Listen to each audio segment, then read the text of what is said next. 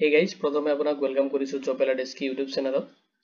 National highway authority of ইণ্ডিয়াৰ পৰা ৰিকুৱাৰমেণ্টৰ কাৰণে নটিফিকেশ্যন আহিছে আৰু তাৰে কমপ্লিট ডিটেইলছ মই আপোনাক এই ভিডিঅ'ত প্ৰভাইড কৰিম। প্ৰথমতে আপুনি ভিডিঅ'টো কমপ্লিট চাই ল'ব, তাৰ পিছত যদি এইটো ৰিকুৱাৰমেণ্ট ৰিলেটেড কোনো ধৰণৰ কোৱেশ্চন থাকে আপুনি এইটো ভিডিঅ'ৰ কমেণ্ট সেকশ্যনত কমেণ্ট তাহক দেৰি নকৰি আজিৰ ভিডিঅ'টো আৰম্ভ কৰোঁ।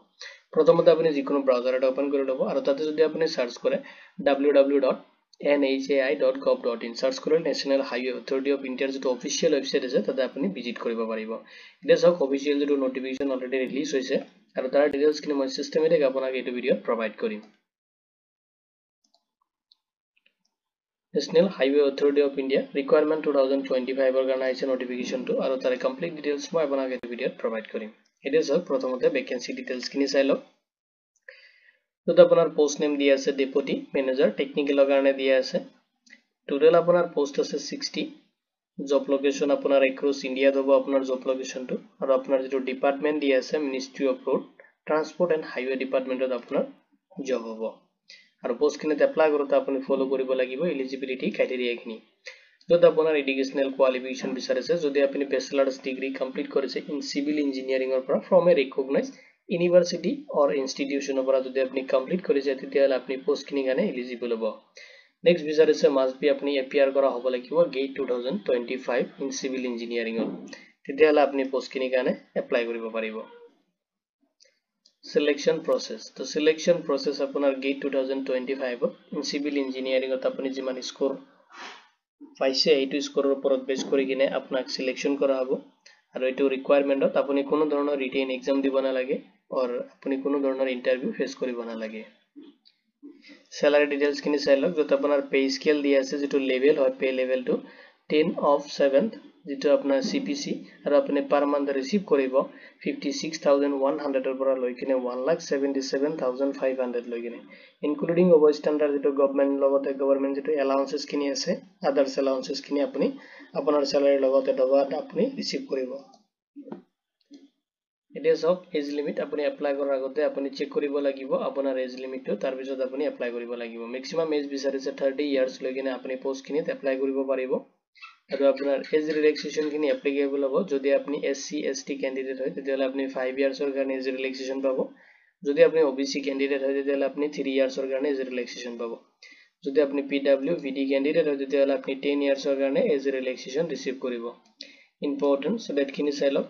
এপ্লিকেশন অলৰেডি স্টাৰ্ট হৈছে 10 মে 2025 ৰ পৰা আৰু আপোনাৰ লাষ্ট ডেট যেটো হয় আপুনি এপ্লাই কৰিব পাৰিব 9 জুন 2025 লৈ কিনে আপোনাৰ এপ্লিকেশনটো আপুনি সাবমিট। তো যদি আপুনি এলিজিবিলিটি ক্ৰাইটেৰিয়া খিনি ফলো কৰি আছে এণ্ড মেচ কৰি আছে আপোনাৰ লগত এণ্ড আপুনি ইন্টাৰেস্টেড আছে ন্যাশনাল হাইৱে অথৰিটি অফ ইণ্ডিয়াত আপোনাৰ নিজৰ কেৰিয়াৰটো আপুনি স্টাৰ্ট কৰিব তেতিয়াহ'লে আপুনি বিফৰ 9 জুন 2025 আপুনি এপ্লাই কৰি দিব। এতিয়া চাওক কেনেকৈ আপুনি এপ্লাই কৰিব, হাউ টু এপ্লাই আপুনি কেনেকৈ এপ্লাই কৰিব এপ্লাই প্ৰসেস খিনি চাই লওক। প্ৰথমতে আপুনি ন্যাশনাল হাইৱে অথৰিটি অফ ইণ্ডিয়াৰ যেটো অফিচিয়েল ওয়েবসাইট আছে তাতে আপুনি ভিজিট কৰিব লাগিব, যেটো লিংক মই আপোনাক এই ভিডিওৰ ডেসক্ৰিপচনতো প্ৰভাইড কৰি দিম।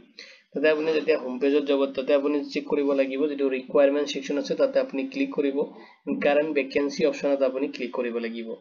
আপুনি ফাইন্ড আউট কৰিব লাগিব ডেপুটি মেনেজাৰ তো টেকনিক্যালৰ কাৰণে পোষ্ট আহিছে তাতে আপুনি অফিচিয়েল নোটিফিকেশনটো দি আছে ডাউনলোড কৰি কিনে চেক কৰিব পাৰিব। লগতে এপ্লাই অনলাইন অপচনটো দি আছে তাতে আপুনি ক্লিক কৰিব লাগিব। ক্লিক কৰাৰ পিছত আপুনি আপোনাৰ যেটো এপ্লিকেশন ফৰ্ম হয় এটো ফিল আপ কৰিব লাগিব, যত আপোনাৰ এডুকেশনাল যিখিনি ডিটেইলছ লাগিব ৰিকুৱাৰমেণ্ট ডিটেইলছ খিনি আপুনি ফিল আপ কৰিব আপলোড কৰিব লাগিব ৰিকুৱাৰমেণ্ট ডকুমেন্টছ খিনি। এণ্ড আপুনি লাষ্ট আপোনাৰ এপ্লিকেশনটো আপুনি ফাইনাল সাবমিট দিব লাগিব যে ফিউচাৰ ৰেফাৰেন্সৰ কাৰণে আপোনাৰ যেটো এপ্লিকেশন একনলেজমেন্ট ৰিসিপ্ট আপুনি তাতে প্ৰিন্ট আউট ৰাখি থব। এটা কোনো ধৰণৰ এপ্লাই কৰোতে আপুনি কোনো ধৰণৰ এপ্লিকেশন ফি পেমেন্ট কৰিব নালাগে, উইদাউট ফি আপোনাৰ এপ্লিকেশনটো আপুনি কমপ্লিট সাবমিট কৰিব পাৰিব। ইম্পৰ্টেন্ট লিংক খিনি মই আপোনাক এই ভিডিওৰ ডেসক্ৰিপচনত প্ৰভাইড কৰি দিম, তাতে আপুনি চেক কৰিব পাৰিব। এতিয়া চাওক অফিচিয়েল ওয়েবসাইটৰ লিংকটো মই প্ৰভাইড কৰি দিম, তাতে ক্লিক কৰিলে আপুনি ডাইৰেক্ট এইটো হোম পেজত আহিব পাৰিব আৰু তাতে চাওক ওপৰত দি আছে ৰিকুৱাৰমেণ্ট সেকশনটো তাতে আপুনি যেতিয়া ক্লিক কৰিব ক্লিক কৰাৰ পিছত ড্ৰপ ডাউনটো আহি যাব আৰু ড্ৰপ ডাউনত আপুনি এতিয়া আপুনি যেটো পোৰ্টেল হয় কাৰেন্ট ৰিকুৱাৰমেণ্ট পোৰ্টেল এচিভমেন্ট সবখিনি ইয়াতে দি আছে অলৰেডি লিংক খিনি, তো আপুনি ইয়াতে চেক কৰিব পাৰিব গোটেইখিনি প্ৰসেস এণ্ড ইনফৰমেশন ইয়াতে অলৰেডি দিয়া আছে, আপুনি ইয়াৰ পৰা চেক কৰিব। চেক কৰি কিনে আপোনাৰ এপ্লাই যেটো লিংক হয় মই আপোনাক এই ভিডিওৰ ডেসক্ৰিপচনত প্ৰভাইড কৰি দিম, তাৰ পৰা আপুনি চেক কৰিব পাৰে। এতিয়া চাওক এতিয়া আপুনি ৰিকুৱাৰমেণ্ট সেকশনত যাব, অলপ স্ক্ৰল কৰিব, স্ক্ৰল কৰাৰ পিছত আপোনাৰ যেটো ৰিকুৱাৰমেণ্ট আছে ৰিকুৱাৰমেণ্ট ডিটেইলছ খিনি অলৰেডি প্ৰভাইড কৰি দি আছে।